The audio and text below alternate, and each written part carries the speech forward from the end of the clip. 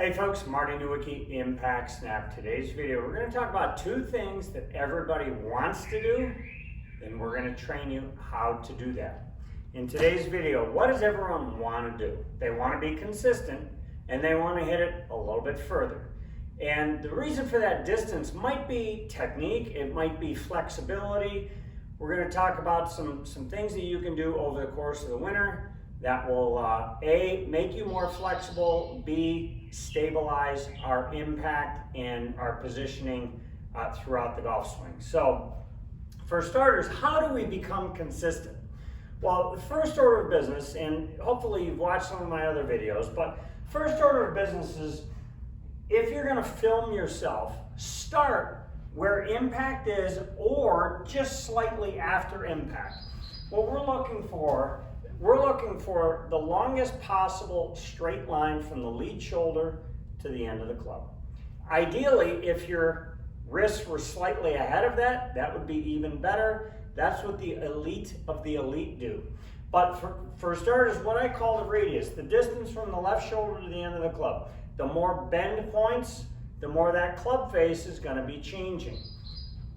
Reference some of my other videos, we've talked about grip and how the fingers need to be nice and stable on there. We've talked about impact in other videos, but really when you film yourself, I want to see that nice lowercase letter Y geometry, and then at about hands at belt high, I want to see the straightest possible line post impact.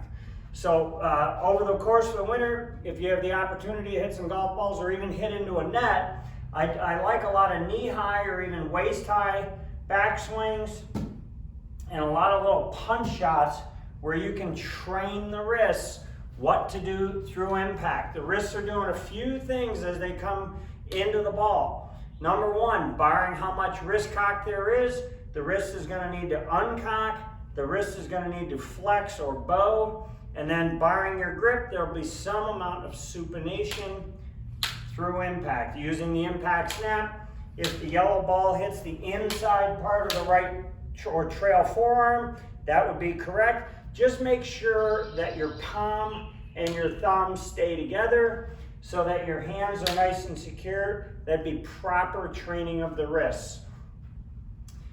If we want to grow the golf swing above waist high, that's when we'll see a little more right arm bend and a little more left wrist cocking.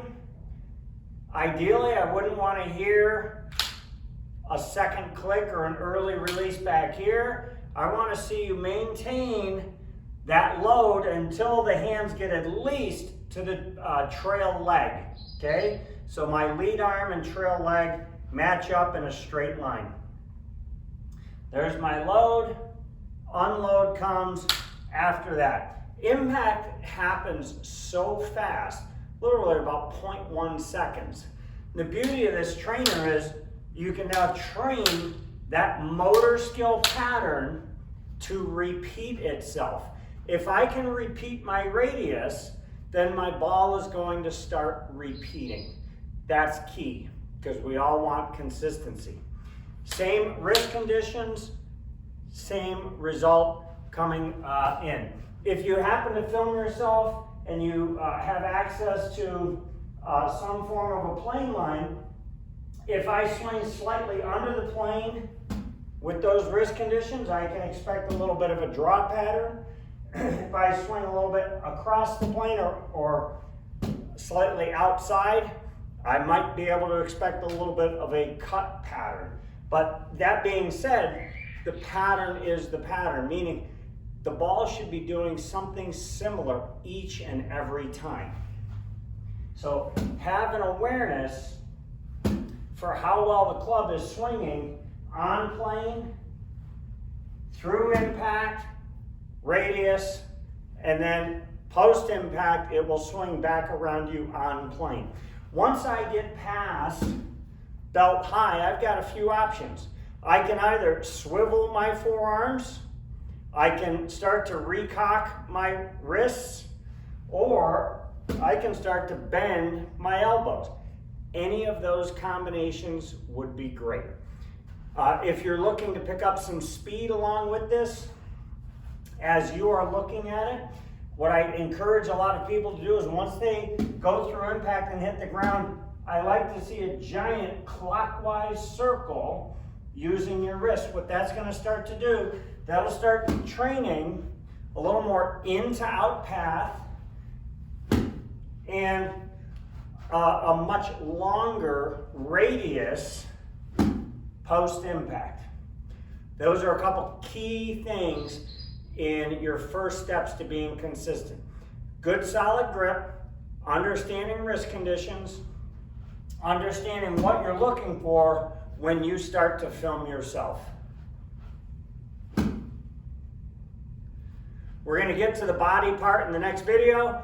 I hope you enjoyed this video. Hit the like button down below. Subscribe if you haven't. Hit the bell notification. That way every time I put out new content, you will get notified. For Impact Snap, I'm Marty Nowicki. Thank you for watching.